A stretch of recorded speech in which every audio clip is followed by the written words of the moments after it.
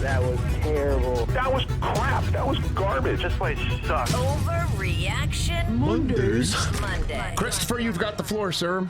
Hey, Rich. Hey, Chris. Who have you been talking about nonstop this offseason? Dak Prescott? That team from the Bay and their quarterback that you love Trey so Lance much. and the 49ers. Guess what? The clock has started on Jimmy G's return. TikTok. Put him out there. TikTok. No. TikTok. Overreaction. TikTok. Overreaction. TikTok. I will allow this, as I said earlier on this program, What you saying? that multiple games like this past week where the defense did enough to win and there were plays on the field to be made offensively and they were missed. You keep adding those up and the locker room will eventually wonder what's up with this when Jimmy G's still sitting there, and that's what Lynch and Shanahan have all said they're going to manage to Lance's benefit. One game, 49ers moving forward. That's why I've got this handy-dandy schedule chart here, color-coded and everything for national televised games and whatnot. Next up is Seattle. They visit Denver before they take on the Rams, and the Denver game is on Sunday night on NBC, and then a Monday nighter against the Rams at home. Let's chat again. Let's put a pin in it and talk on Tuesday, October 4th show right here on the Roku Channel, Westwood One, Audacy, and more. For the moment, that's an overreaction. Let's marathon. Let's not sprint. What's next? Well, I'm going to keep sprinting, Rich. The other team you couldn't stop talking about this, The Raiders. This offseason was the Raiders. Yeah, buddy. Quarterback, not a good day for one. Derek Carr, 3 picks, a 69 passer rating, not nice, a 27 QBR. The Raiders can't win the AFC West with Derek Carr False. quarterback. I'm going to just chalk it up to a couple things. I'll chalk it up to a couple things. One, the offensive line needs to gel a little bit better, and Carr's got to get rid of it. Get rid of it. 2, Chargers defense, no joke. I told you, Khalil Mack on the front end. Oh, I told you. And Derwin James on the back end. And as Daniel Jeremiah just said earlier this hour, pointing out what I saw as well, he was all over the place. You do not know where he's going to line up. And he can cover your tight end. He can cover your wide receiver. He can cover your slot receiver. He could go rush the quarterback. He could stop the run on the way to rush the quarterback. He is all that plus the biscuit. And a Defensive Player of the Year nominee that not enough people are talking about. He's been pizzade and he's happy. So the Chargers may just be that much better. It's just 1 week. I would lie to you, and I don't do that here. And I am concerned. I am not unconcerned. Okay. But for the moment, I'll still label that an overreaction. That they can't win with Derek Carr. We'll stop with that. He and Devontae Adams have connected. What else? Connected more with the other team. What else? Speaking of concern, Wow, there's jeez. TJ over there. Hey, without Dak, the Cowboys season is over. Probably with him too, actually, to be honest. Takes a nice chunk out of the pie. Yeah, I'd say Wrap. I think you've hit the bullseye on that one. I mean, that's about it.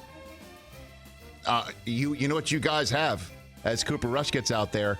One of the fantasy team names that will be placed in front of our third-hour guest, the great actor Paul Rudd, who calls into this show every year to choose which phrase that we've just blurted out of our mouths over the previous year of Rich Eisen Show action. The phrase that pays. Can be the name of our fantasy team. You write those names, those phrases down. I got so many lists over Number here. 2 on the top 8 that we're going to place in front of the 2 seed is Scars of DiNucci.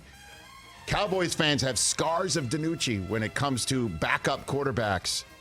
Yes, sir. Man. You are wearing the scars of DiNucci, the emotional scars of DiNucci now. I mean, we can't hitchhike. We can't do anything right now with a broken. Yeah, I think you're right. What's next over there, Chris? Hey, speaking of seasons over, the New England Patriots. Hey, look, guys, look. If this season is as bleak as week 1, Bill Belichick should retire before 2023. Come on, dude. It's over, man. It's over. Bill's got to go. Wow. Oh, my God. Where is the love? Bill's got to go. Hold on a minute. Instead of me giving the answer that I think is obvious to everyone, I'll give you the floor. Go ahead, rant. Go ahead. I'll give you about 40 seconds. Go for it. With every this passing is your overreaction. You're with giving every passing Tom Brady victory, Bill looks worse and worse, and it makes it look like it was all Tom. It is very bad. There is no plan on offense. The team is undisciplined, and if Mac Jones is really hurt, it's going to be 2-15. And then fans are going to really get loud in New England. You think I'm loud? How about the Wahoos on the sports talk radio in New England? Think they're giving Bill a pass today? Absolutely not. The time for small moral victories and we're working on it and we're going to fix it, that's over, man. That's over. This is now year 3 without Tom. What the hell is going on? It's time to go. He's 70 years old. Oh, man. Ageism on top of his overreaction. Let's get some young, fresh, new ideas in there because Bill is out of them. Okay. He has been killed in the draft for years. He hasn't had a good draft in maybe a decade. Like since Gronk's pick, maybe? When was the last good draft pick he had? I'm done with Bill. On behalf of the 31 other fan bases, I am here to collect your tears. I think Mike has something to say to him. What are you smoking, bro? Give me something. Oh, no? Okay. Great. Guess what? When it's 5-12 this year, we'll see who's right. You got any more over there? I have so many more. Okay. You know who the big winner from week 1 it was, guys? No. Not the Cowboys. Patrick Mahomes. I agree. Holy crap, is he still good? And you didn't think he would be. How great. I did not. Who No, said that? him, not you. I reversed course. Yeah, but once you say that, you can't then No, reverse. I put it down last week, man. You had him power rank 3. 3. Yeah, but what about previous to that when you said it was doesn't matter. over? Who cares? It doesn't matter. I mean, He who cares? didn't take his finger off the chess piece until the very Chess end. piece, I'm with baby. you. I'm with you. I'm all in on the Chiefs, I'm man. not. By the way, how'd that street ball look in Can't give Arizona? him a pass Street on ball. Who is that a-hole, nameless defensive coordinator who said that he's playing street ball? And by the way, that offensive line of the Chiefs is better than last year. Look out. And oh boy, I'm hearing from all the Chiefs fans, what do you think of your Raiders now? Stone Street says, I still love you, but he's just giving me the business. Let's just see how it goes, but they're terrific.